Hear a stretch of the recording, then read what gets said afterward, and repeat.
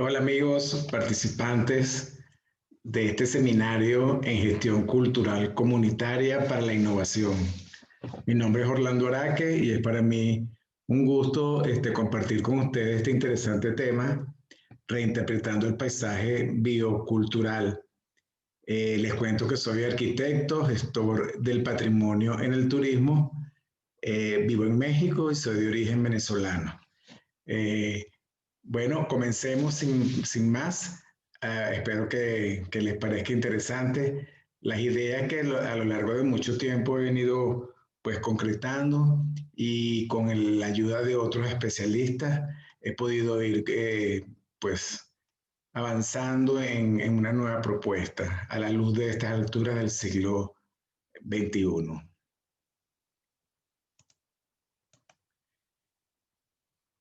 En este curso vamos a reflexionar sobre estos cuatro aspectos. Primero, el paisaje biocultural. Segundo, el espíritu del lugar. Después, la interpretación del patrimonio. Y finalmente, de una manera práctica para acometer acciones en el territorio, el plan interpretativo en el paisaje biocultural. Antes de empezar en forma con el contenido, quería contarles una grata experiencia que tuve en el año 1997 y que marcó un poco lo que vamos a hablar ahora en el resto del curso. Yo estaba recién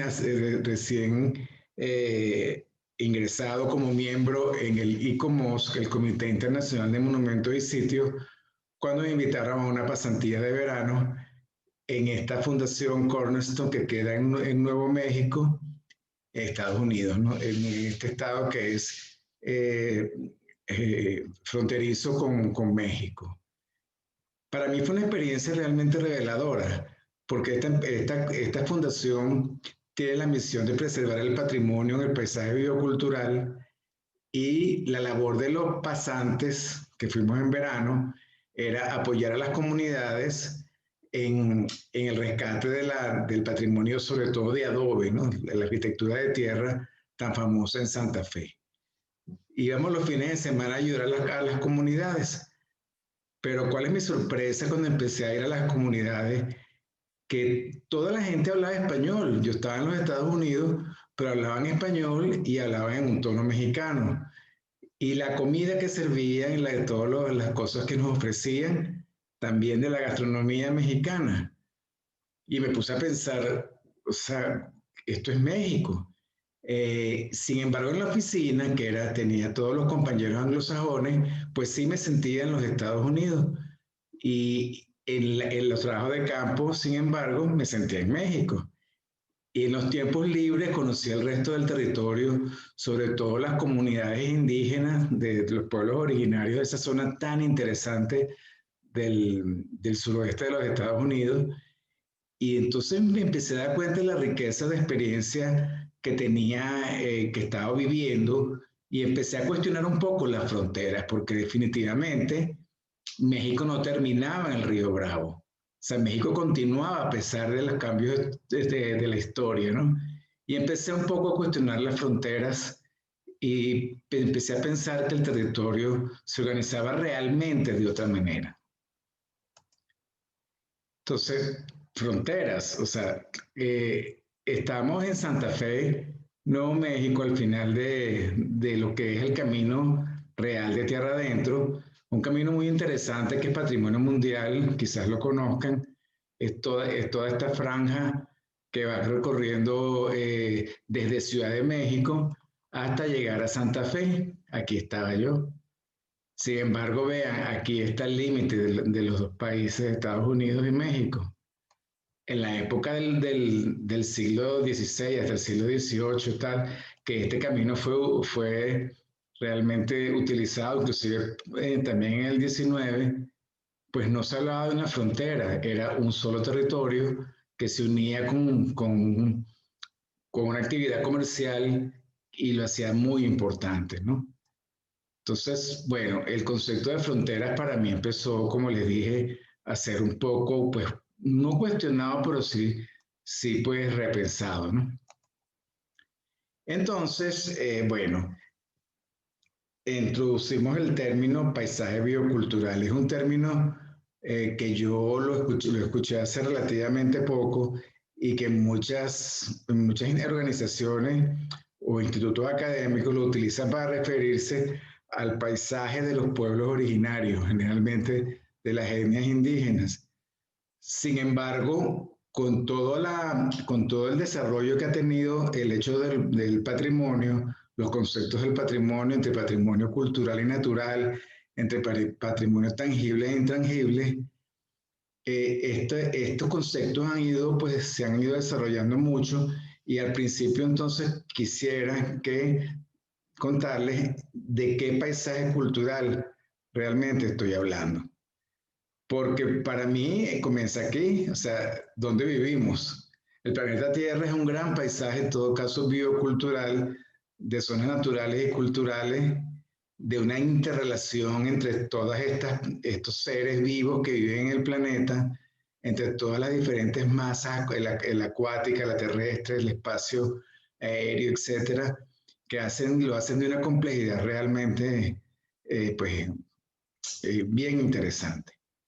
Y si vemos el mundo con este planiferio, quisiera indicarles cuál es mi idea.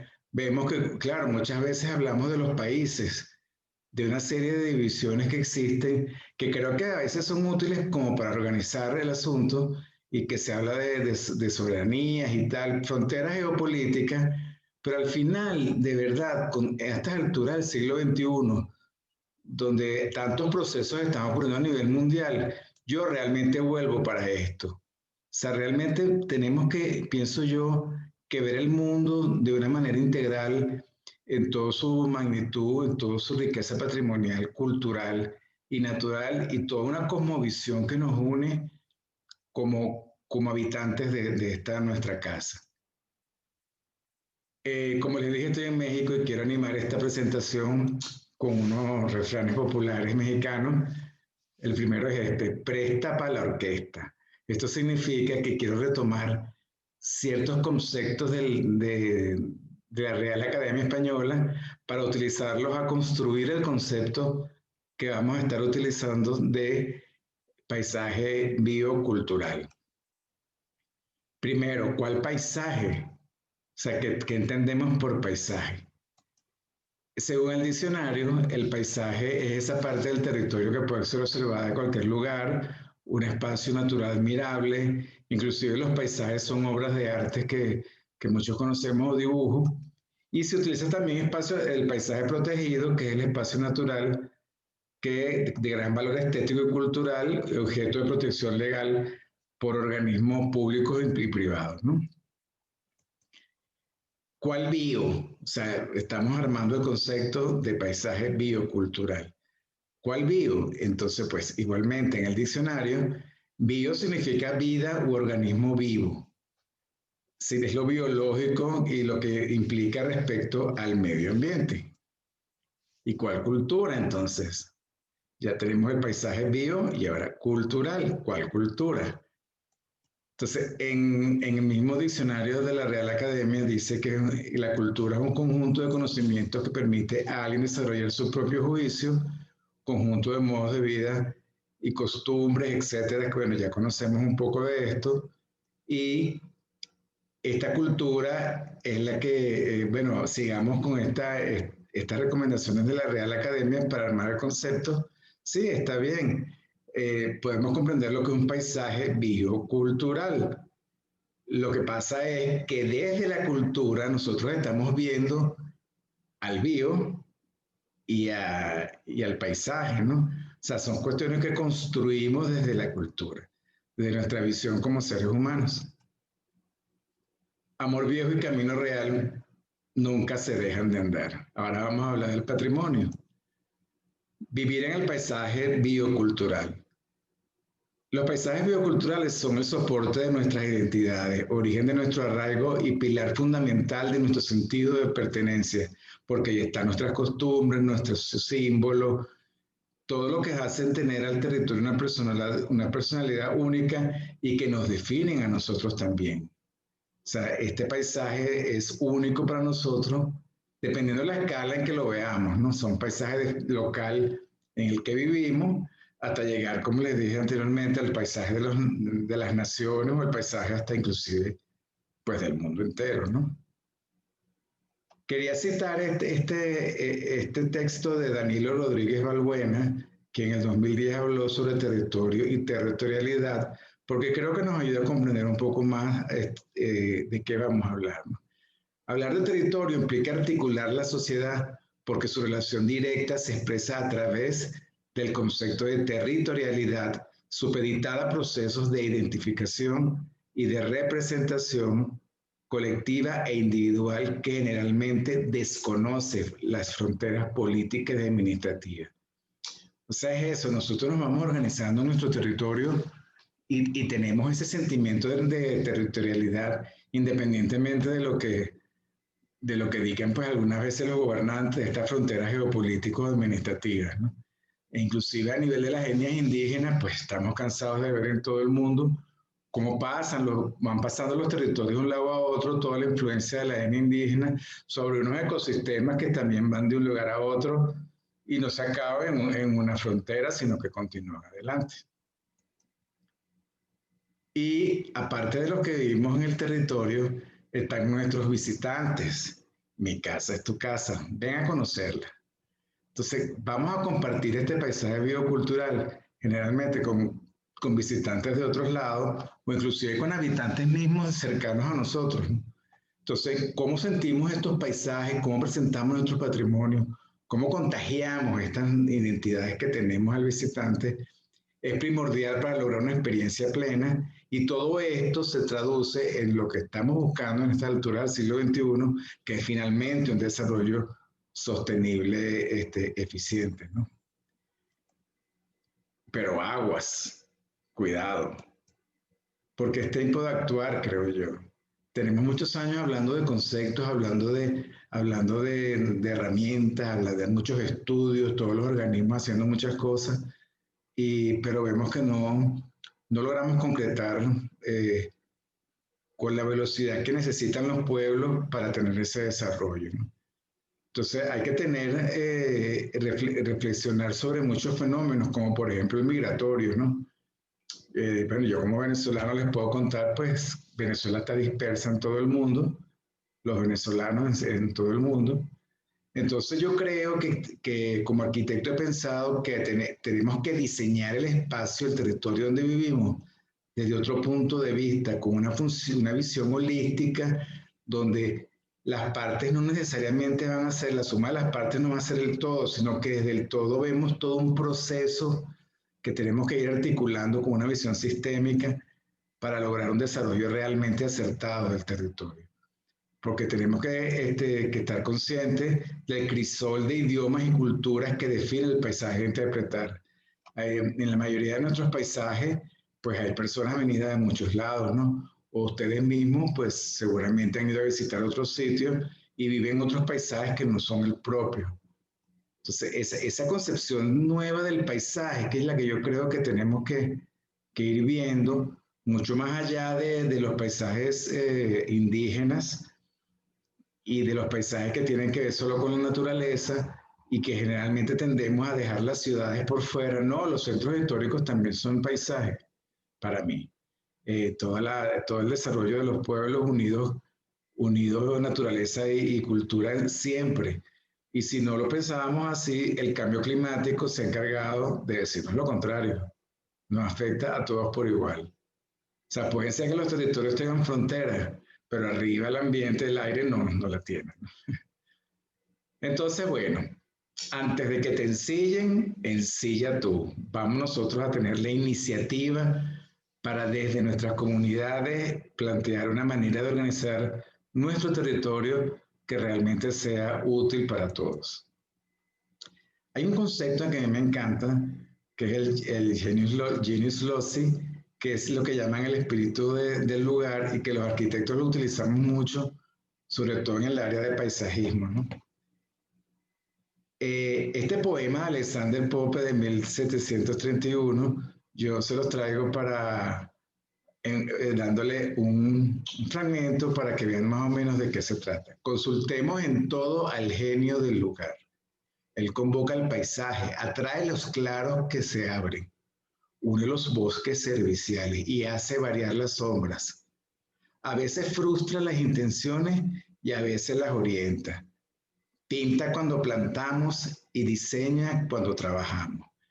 No sé si les ha pasado que hay un no sé qué en los territorios que nos hacen como ver que tienen una persona, no sabemos en dónde está en las piedras, está en las calles, está en la gente, está en los edificios, está en las fiestas. Hay eso que no sabemos mucho cómo describir y que le da esa personalidad, ¿no? Y ese genio Lossi yo creo que es lo que iríamos ir descubriendo de cada uno de nuestros paisajes. Como les dije, yo soy miembro del Consejo Internacional de Monumentos y Sitios.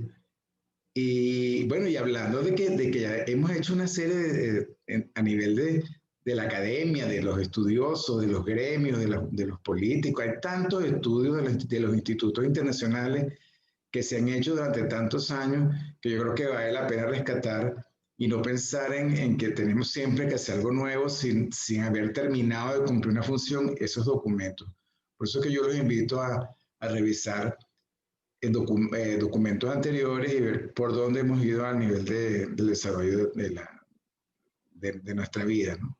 Entonces, en el año 2008, en Quebec, Canadá, en una asamblea que hubo del ICOMOS internacional, se firmó la Declaración sobre la Preservación del Espíritu del Lugar. Y la quiero traer con calma y quiero realmente que la observemos con detenimiento, porque pienso que es una buena manera de ver la complejidad en la que yo pienso que se está tornando el estudio del paisaje, del territorio, del espacio, para esa nueva arquitectura que yo les propongo que hagamos, ¿no? Primero, en esta convención, lo primero que pensaron fue en replantear el espíritu del lugar. El espíritu del lugar está conformado por elementos materiales e inmateriales. Eso es lo primero, que contribuyen a crear un lugar. Es el patrimonio tangible e intangible. Sitios, paisajes, edificaciones, rutas y objetos, pero más los rituales, conocimientos, tradiciones, valores, texturas, colores y sabores y todo lo demás que tenemos en nuestros territorios, en nuestros paisajes, que todos son muy ricos. Por otro lado, ese espíritu es complejo y para ese estudio tenemos que tener, wow, cómo saber qué tenemos que hacer, ¿no? Entonces, por eso desde el ICOMOS se solicita la asistencia especializada de equipos de investigación multidisciplinarios, pero también de los practicantes tradicionales del pueblo. O sea, ya empezamos a hablar de un equipo multidisciplinario y eso me encanta porque creo que en la multidisciplinariedad está la clave de nuestro éxito en todo lo que hacemos, ¿no? Y esto con el objeto de aprender, comprender, preservar y transmitir de mejor manera el espíritu del lugar. Yo creo que me encanta esta declaración por eso. Replantear el espíritu del lugar también en el sentido de que dado que el espíritu del lugar es un proceso en continua reconstrucción, sostenemos que puede variar en el tiempo y de una cultura a otra. O sea, el patrimonio cultural y natural no es estático, es un patrimonio vivo que va cambiando.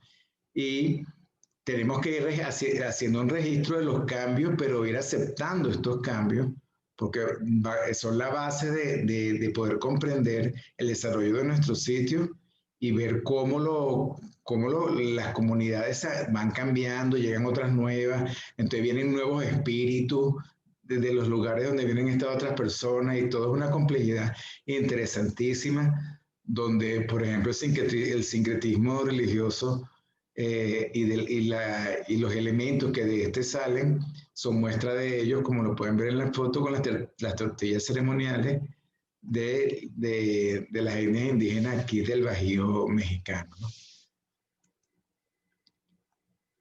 También tenemos que identificar las amenazas del espíritu del lugar, porque no solamente es el cambio climático, como estábamos hablando, sino también el turismo masivo, el conflicto armado el desarrollo urbano que han llevado a la transformación y perturbación de nuestras sociedades y tenemos que comprender bien qué es lo que está pasando para entonces hacer las medidas preventivas y soluciones sostenibles en esta complejidad de situación que se presenta en los territorios.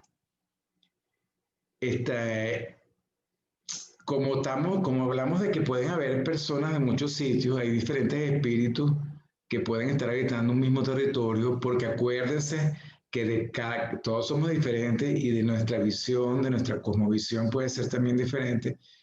Nuestra observación del sitio, sacamos conclusiones diferentes, pero todos vivimos en el mismo lugar. Entonces, pues es una amenaza a veces y eso es lo que origina los conflictos, pues los conflictos que identifican siempre al patrimonio a la hora de trabajar en patrimonio, pues siempre está lleno de conflictos para ponernos de acuerdo en ver hacia dónde vamos, ¿no? Entonces, esta rivalidad de conflictos yo creo que hay que tomarlas pues en cuenta y tratarlas de resolver con estrategias y planes de manejo específicos. Entonces tenemos que salvaguardar este espíritu del lugar y entonces la declaración de Quebec recomienda establecer foros de consulta con expertos en diferentes disciplinas y especialistas de las comunidades locales para el desarrollo de esto, ¿no? Programas de capacitación y políticas jurídicas con el fin de proteger y difundir mejor el espíritu del lugar. Yo aquí quería acotar, hablando de comunidades, ¿no? Especialistas de las comunidades, como dice aquí. ¿Quiénes son las comunidades? Comunidades somos todos. Mucha gente piensa que las comunidades son los poblados alejados de los centros urbanos, metidos en la selva, metidos en la montaña. No, no, somos todos. Y comunidades de diferente tipo, como puede ser tu comunidad familiar, puede ser mi gremio de arquitectos, puede ser los partidos políticos y puede ser también toda la gente del pueblo, de los pueblos, de las ciudades, etc., ¿no? La comunidad del centro histórico, la comunidad de artistas plásticos, la cosa, ver el concepto de comunidad es como mucho más amplio, ¿no? Y yo creo que teniendo en cuenta eso, ya pues la comunidad somos todos, por lo cual yo creo que la gente de las comunidades, si no está preparada para atender su patrimonio, no debe tocarlo. Yo creo que tenemos que prepararnos o que nuestro líder en el espacio donde estamos desempeñándonos esté preparado y sepa lo que tiene que hacer. Creo que es importante esto, ¿no? Finalmente, bueno, no finalmente, aparte de esto de salvaguardar el espíritu del lugar, las tecnologías digitales modernas pueden utilizarse de manera eficiente y efectiva. Entonces, estas tecnologías facilitan esta renovación de la documentación sobre el espíritu del lugar de la que yo les estoy hablando. Estos cambios que van sucediendo tienen que quedar registrados y yo pienso que una buena manera es hacer estrategias tecnológica para que todo esto pueda ir quedando pues guardado, ¿no? Ahora, ok, ya salvaguardamos, pero ¿cómo lo transmitimos? Las personas son quienes transmiten el espíritu del lugar a través de la comunicación efectiva y participativa, ¿no? Participativa de las comunidades, para que entonces se vea que sí es posible proteger, utilizar, realzar el espíritu del lugar. Entonces, esta comunicación es absolutamente importante para la preservación del espíritu del lugar. Y como dijimos anteriormente, entre las comunidades, pues estamos todos y todos tenemos esa misión de hablar de patrimonio. Porque las comunidades son las que están en mejor disposición de comprender el espíritu del lugar donde viven, ¿no? Entonces yo creo que se deben fomentar estos medios de transmisión informales y formales en todos los ámbitos para realmente lograr un desarrollo sostenible. Y otra cosa muy importante es la transmisión intergeneracional y transcultural que tenemos que hacer con esto del conocimiento del espíritu del lugar. Por eso es que se recomienda la participación de generaciones jóvenes y de grupos culturales relacionados con el sitio en el manejo del espíritu del lugar. O sea, que todos tengamos un granito de arena en este manejo del asunto, ¿no? Bueno, yo he observado también ya manos a la obra. O sea, como decíamos al principio en el refrán, pues tenemos que nosotros ensillar el caballo. Entonces, yo creo que lo primero que hay que hacer es como inventariar y catalogar toda esta riqueza espacial del territorio de este territorio con tantos aspectos y como les dije, desde un punto, desde una visión sistémica, holística, este tipo de cosas que ven todos, ¿no? Una de las cosas que, bueno, como arquitecto que yo veo muy importante es inventariar y catalogar. Y empezamos inventariándonos nosotros y catalogándonos, como les dije, en las diferentes comunidades que hay en todo el territorio, ¿no? Quiénes somos, los grupos, los colectivos culturales, los que siembran la tierra, lo que sea. Quiénes, o sea, un inventario y catalogación, porque después vamos a necesitar de la ayuda de todos. Entonces, pero veo esto, ¿no? En general los sectores públicos y privados, como cultura y patrimonio, naturaleza, turismo, educación, economía, manejan inventarios y catalogaciones de los bienes que gestionan, pero es necesario unirlo en un inventario y catálogo transversal, que yo casi no lo he visto. Bueno, yo diría que no lo he visto, ¿no? Entonces, esta es la primera recomendación como conclusión que yo he sacado. Para empezar a analizar el territorio, hagamos un inventario y catalogación para conocernos con mayor profundidad quiénes somos los actores que hacen vida en el territorio. Porque el que es perico donde quiera es verde. O sea, de verdad que cada quien desde su trinchera, desde su conocimiento, puede ir a cualquier sitio apoyando para que el patrimonio y el paisaje biocultural se mantenga y se cuide para las siguientes generaciones, y se establezcan las herramientas que haya lugar para esta conservación. Entonces, aquí entramos en el segundo tema. Como vemos, la comunicación era muy necesaria, ¿no? Se recomienda, pues por supuesto, que la base de todo sea la comunicación. Pues justamente la interpretación del patrimonio es una forma de comunicación estratégica que existe desde hace mucho tiempo y según la Asociación para la Interpretación del Patrimonio de España, a la cual también pertenezco, el concepto es es el arte de revelar in situ el significado del legado natural, cultural o histórico al público que visita esos lugares en su tiempo libre. Hay dos cosas que resalto. In situ, ¿por qué en in situ? Porque es que el espíritu del lugar yo creo que se vive multisensorialmente. La verdad, en estos tiempos de virtualidad, pues no me termino de convencer. Sin embargo, bueno, que pueda ser virtual, pero sin embargo hay manera de promocionar y hacer una serie de cosas como vimos anteriormente con las nuevas tecnologías. Pero si lo revelas in situ, la cosa es diferente. ¿Y por qué en el tiempo libre? Porque el uso del tiempo libre de ocio, como dicen en otros países, también es muy importante porque estás como predispuesto a pasarla bien, no tienes ninguna, o sea, estás en una situación que generalmente se presta para lograr los objetivos de esta comunicación interpretativa. ¿Qué persigue la interpretación? Don Aldrich es un famoso experto de la interpretación, quien en 1973 escribió: toda intención de proporcionar interpretación lleva implícito una meta muy clara y común en otras actividades de gestión y administración de un área, la conservación de sus espacios naturales y o culturales. O sea que es una técnica que justamente busca lo que estamos persiguiendo. En el ordenamiento del territorio, pues salvarlo, salvaguardarlo y poderlo transmitir a otras generaciones. Entonces, esto lo persigue la interpretación.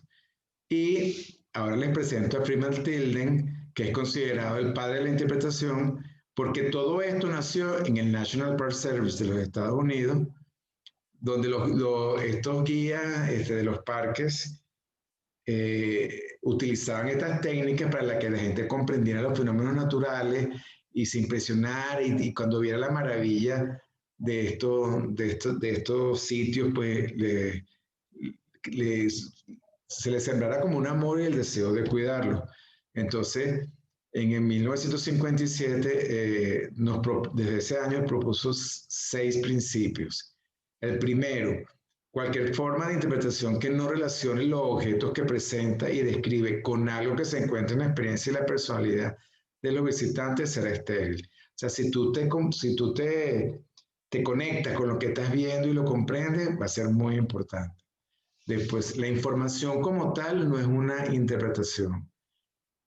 la interpretación es una revelación basada en la información, son cosas diferentes, ¿no? O sea, no te voy a decir exactamente como una clase de historia explicándote que esto fue en tal año, en tal día, tal hora, no, no, eso no es. O sea, lo que te vamos a explicar es por qué el suroeste de los Estados Unidos es una maravilla de arquitectura de tierra, etcétera, cosas que, que realmente te emocionan, ¿no?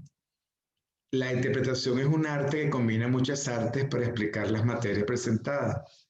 Entonces, toda esta forma de arte puede ser enseñada. El cuarto es la interpretación persigue la provocación. Esto es muy importante, no la instrucción, sino provocarte, crearte esa manera ese estado, tú sabes, en tu conocimiento que quieres investigar más, que te cuestiones. O sea, es esto, que te maravilles. Debe ser la presentación del todo y no de las partes aisladamente. Y debe dirigirse al individuo como un todo y no a una de sus facetas. O sea, tiene que ver con esto que les decía, de esa visión sistémica, que otros también la pueden nombrar, también holística, de ver las cosas, los territorios, este paisaje complejo en el que estamos viviendo. Finalmente, la interpretación destinada a los niños no debe ser una mera ilusión de lo entregado a los adultos, sino que requiere un enfoque realmente diferente. Entonces, bueno, eso ya pues es comprensible y hay otras técnicas que se usan para esto ya estudiadas por otros autores. ¿Cuál es la filosofía de la interpretación? Entonces, hay varios aspectos, pero le voy a nombrar estos 6. Ser inspiradora, que llegue al espíritu de los individuos. Estimular el uso de los sentidos. Quieres tocar, quieres saborear, quieres oler, ser motivadora y provocativa, sugerente y persuasiva. Wow, es algo que realmente el mensaje te tiene que llegar y maravillarte, ¿no? Estimular la participación activa, que lo estamos buscando en los paisajes bioculturales, ¿no? Que la gente participe para lograr realmente hacer estos equipos y todos los objetivos. Estimular el sentido crítico es muy importante también, que tú tengas la posibilidad de cuestionarte y de cuestionar al grupo y de hacer consultas bueno, creo que eso es muy importante y después revelar significado entre relaciones que quizás no las sabías, o sea que quizás empezamos a comprender muchas cosas y estos significados son la base del espíritu del lugar de donde estamos viviendo, ¿no? Entonces todo esto yo creo que es muy interesante. Entonces, hay una técnica, hay una metodología que a mí me gusta mucho, tiene ya muchos años, pero yo la sigo viendo como algo muy útil y que es la que les quiero plantear y la que les quiero proponer para el estudio de cada paisaje donde ustedes viven a nivel local y bueno, se puede hacer también en varios ámbitos, ¿no? Porque lo puedes hacer hasta en tu propia familia. Entonces, la participación es el primer concepto previo que vamos a hablar antes de entrar de lleno, porque como ya hemos dicho, esta participación activa es el elemento básico de los programas locales de gestión del patrimonio, porque esta gestión integral de la que hemos hablado debe producirse desde una perspectiva comunitaria, donde lo comunitario es lo que les dije anteriormente, somos todos que representamos diferentes comunidades y bueno, lo que hay que ver del inventario y catalogación que les di anteriormente, esta perspectiva comunitaria, cómo la armamos. De esto de la participación, a mí me parece muy interesante recalcar que, bueno, también como estos autores amigos que me enseñaron esto, hay que saber, no solamente hay que querer participar, ¿no? Primero tenemos que, claro, fomentar la participación, que la gente quiera realmente apoyar, pero hay que saber participar, saber, ahí entra todo lo que dijimos anteriormente del conocimiento. Si tú conoces de qué estás hablando, podrás participar efectivamente. Y finalmente, tenemos que poder participar. Y hay veces que no podemos participar porque los líderes, no solamente políticos, sino también de las empresas, quizás el empresariado, bueno, no sé, pasa muchas veces, hasta los mismos líderes locales comunitarios, pues no nos dejan participar porque quieren llevar una misma línea, ¿no? Es bien complejo esto también, pero la participación es absolutamente efectiva. Ahora que estoy nombrando esto de los líderes políticos y los líderes empresariales, yo también hay un detalle que les quiero decir. Los líderes políticos, por ejemplo, en los poderes locales, en las alcaldías, por ejemplo, son miembros de la comunidad, o sea, no es que son extraños, son miembros de la comunidad que por unos cuantos años nos representan. Yo creo que es un orden muy bueno, muy claro como debe ser. El poder local con el alcalde, todas las direcciones, pero el alcalde, el cuerpo de regidores o de concejales que nos representan en cada área. O sea, yo creo que es una organización que debemos rescatarla y hacerla efectiva. Y después, en cada dirección operativa de la alcaldía, están todos los elementos que necesitamos para poder salir adelante con una nueva territorialidad y con una nueva organización. Y entonces está la Dirección de Desarrollo Económico, Planeación, Desarrollo Urbano, Obras Públicas, bueno, por supuesto, la parte jurídica, cultura, educación, turismo, o sea, está todo, está todo. Yo veo que lo que falta, la parte de la interdisciplinaridad y que realmente funcione una comunicación horizontal, ¿no? Y después irlo cotejando en la calle, en las comunidades, salir de los palacios municipales a cotejar la información. Ya se hace, pero por ahí va la cosa, con tratar de hacer eso mucho más efectivo.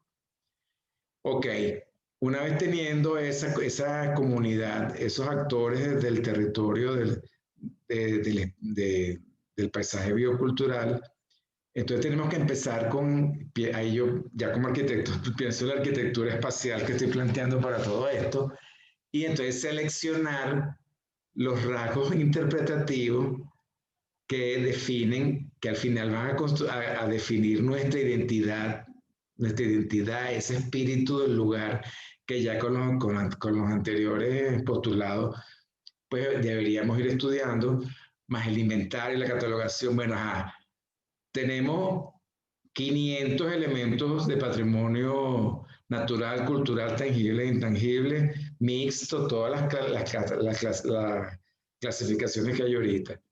¿Cuáles de ellos, de los 500, cuáles son los 50, bueno, los 100, los 100, pues, que realmente nos identifiquen? Creo que 100 son muchos, pero bueno, tenemos que conseguir aquello que realmente sea lo indispensable para que nos defina como paisaje cultural y con la personalidad que tenemos cada uno. Hay unos criterios que se manejan desde la interpretación del patrimonio.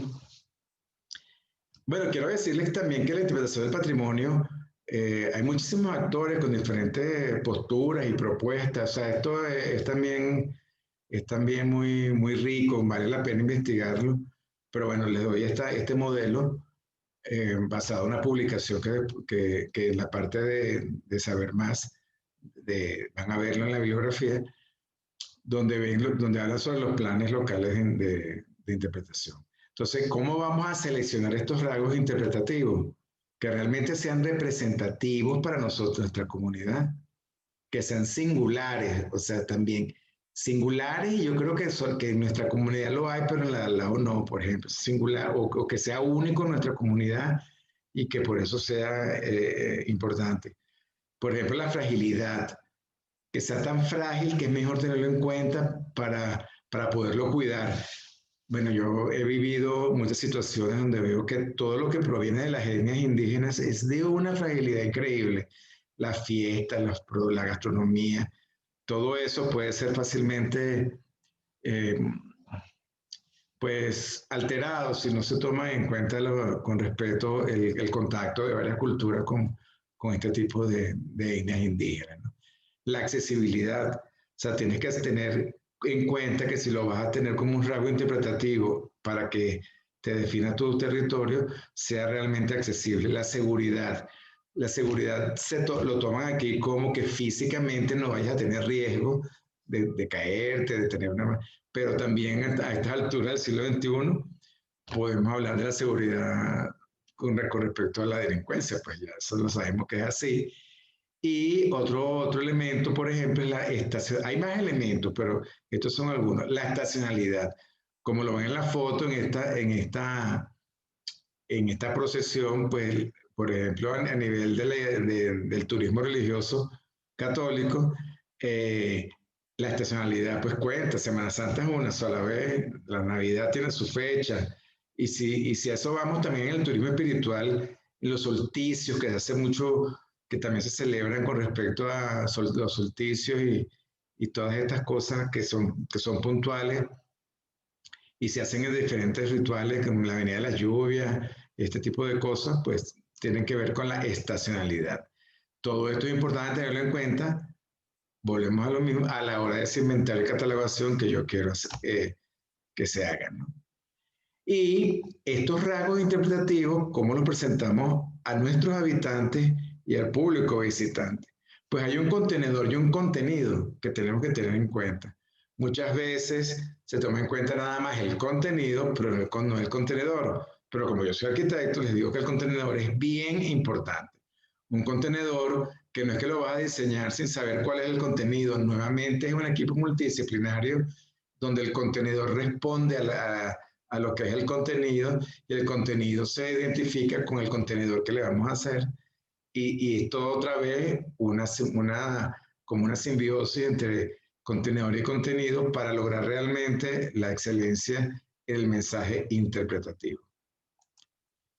Y bueno, cuando vamos a diseñar este tipo de contenedor y contenido y todos los elementos para que estos rasgos interpretativos se conserven y lleguen efectivamente a las personas a quien queremos que llegue, pues tenemos que tener en cuenta los objetivos del desarrollo sostenible. O sea, hay muchas corrientes que están proponiendo nuevas cosas, pues yo pienso que vamos a primero con estos 17 elementos, tenemos para un buen rato y tenemos que hacerlos bien.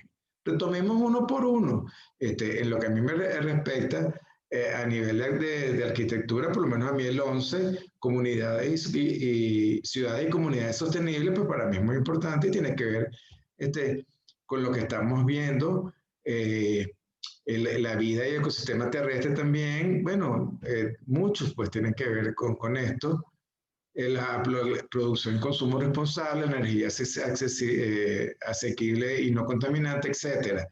Estos objetivos para mí son la base de mi labor como arquitecto y como gestor del patrimonio en el turismo para hacer las cosas con responsabilidad. Entonces, bueno, tienes los rasgos que quieres interpretar. Ahora, entonces, a través del diseño de un contenedor y un contenido, dependiendo en dónde estás ubicado, si en el ambiente natural o en el cultural o en ambos, se plantean unos equipamientos interpretativos. Estos equipamientos son para hacer posible de una manera concreta la interpretación. Entonces, hay varios tipos de equipamiento donde el más importante para mí es el centro de visitantes, es ese elemento que te recibe y que te explica exactamente cómo es el lugar, ¿no? Ahí ya tienes pues ubicados referencias a los rasgos interpretativos que la comunidad decidió que definen el sitio y te ayudan a ordenar tu visita y aprender realmente dónde estás, en qué territorio estás. También, pues como saben, hay museos, hay templos, hay zonas arqueológicas, miradores, hay rutas de diferentes tipos, todo diseñado y teniendo en cuenta la accesibilidad, que para mí es absolutamente importante. Entonces, que produce una serie de elementos de accesibilidad física e intelectual que yo creo que son absolutamente importantes y son otro tipo de equipamiento. Entonces, bueno, esto es importante. Y en cada equipamiento está el mensaje interpretativo que anteriormente vimos, que digamos que es el vehículo principal de la interpretación. Entonces, el mensaje interpretativo se logra a través de un ejercicio otra vez multidisciplinar para lograr inspirar y provocar a la persona que lo está leyendo. O sea, que está en contacto con este mensaje para que se vaya satisfecho y rico y wow con lo que está viendo, con el recurso patrimonial que está viendo. Bueno, entonces existen varios tipos, dos tipos de medios interpretativos, los autoguiados y los guiados. Entonces, esta es una clasificación de medios interpretativos que Lillian Stewart nos propone en el año 81 Entonces, autoguiados.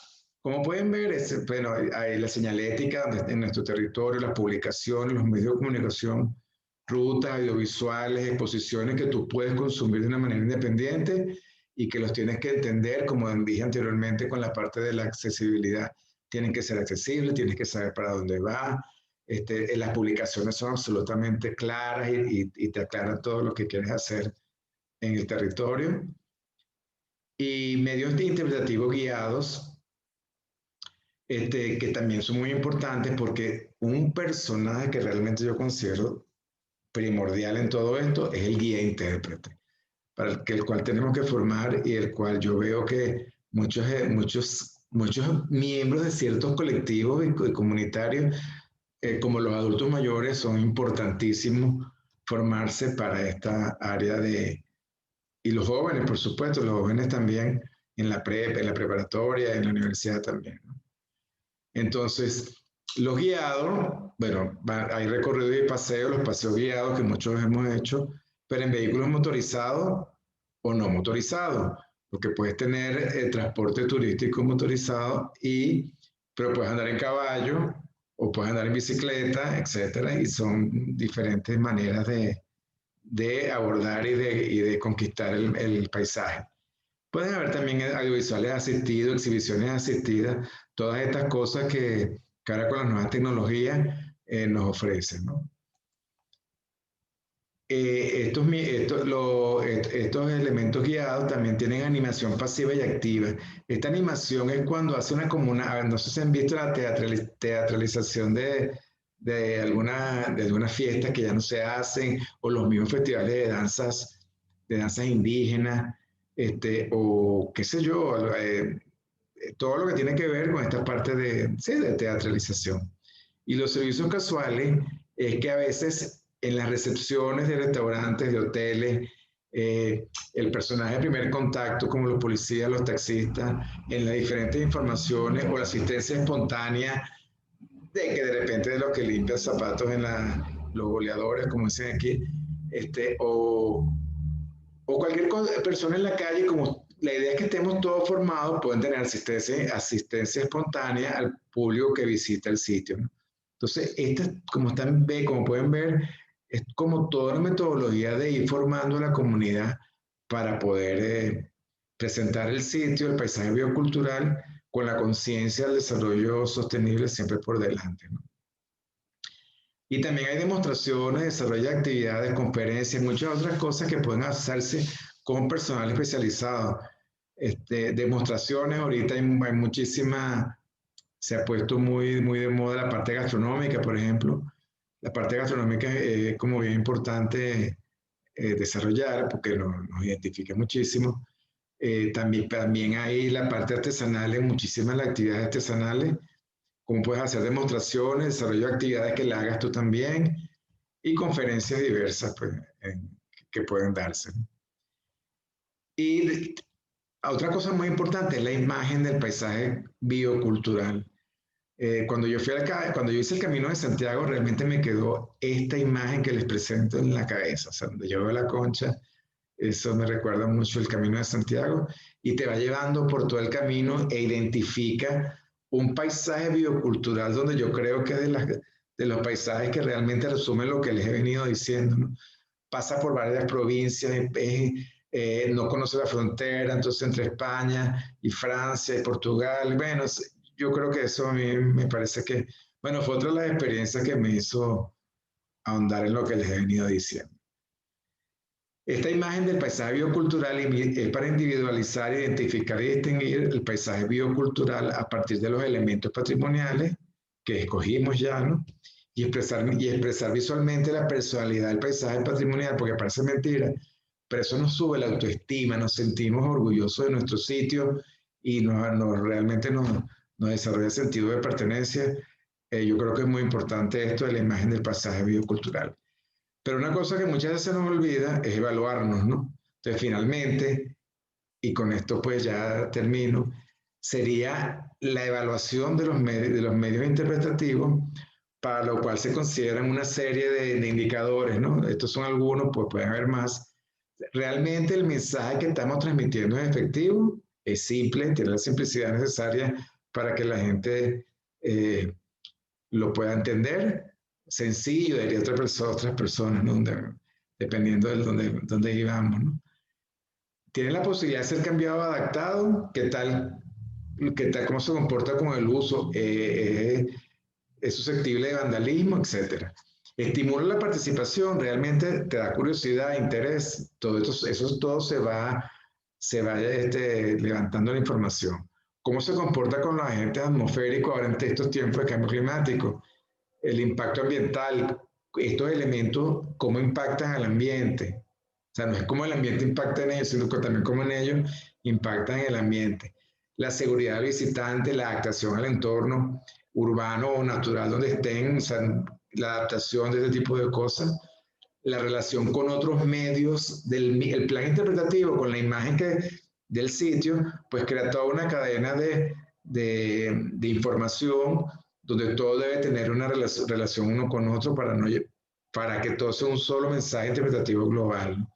Y el grado de esfuerzo visitante tiene que ver también con esta cuestión accesible según las edades, las condiciones, etcétera. Y los ritmos de los públicos también es muy importante. Bueno, señores, no sé cómo se pronuncia, pero es del náhuatl y dice, la tierra será como sean los hombres. Todo depende de nosotros. Yo creo que podemos hacer algo muy importante en esta altura del siglo XXI con una nueva organización que podemos tener y donde las comunidades somos todos, donde, como les dije anteriormente, pues todos tenemos un granito que aportar. Y a manera de epílogo les digo que bueno, la gestión de los paisajes bioculturales representa un reto irrenunciable para los pueblos. Una visión holística es una valiosa alternativa de desarrollo sostenible con planes y acciones que considerarán nuevos paradigmas. Tenemos que tener una apertura para que estos paradigmas los podamos asumir sin problema y que todo pues pueda seguir adelante y lograr ese desarrollo sostenible que todos queremos, ¿no? Bueno, y me despido. Si antes fueron los náhuatl, ahora es los muchachos en México. Dicen, ahí nos vidrios, para decirte, ahí nos vemos en una próxima oportunidad. Ojalá puedan ahondar en la información, en, la, en toda la bibliografía que les puse más adelante en el curso, pues la van a tener. Y pues bueno, pues no me queda más que pues, despedirme de ustedes. Tienen mi contacto y eh, pues nos estamos viendo, amigos. Hasta luego. Fue un gusto conversar con ustedes.